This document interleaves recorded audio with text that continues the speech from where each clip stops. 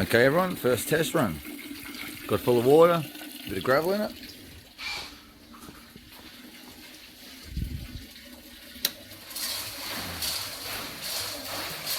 Oh baby, how good's that, eh?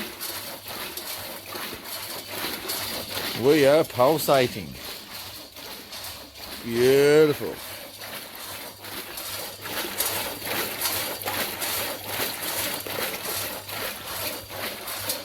Just need to make a hopper. Hopper for it, somewhere to feed it all into it. Throw the buckets on.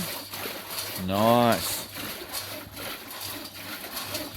Grind back the welds, clean her up, give her a spray paint. Probably some more stability for the motor. She's done.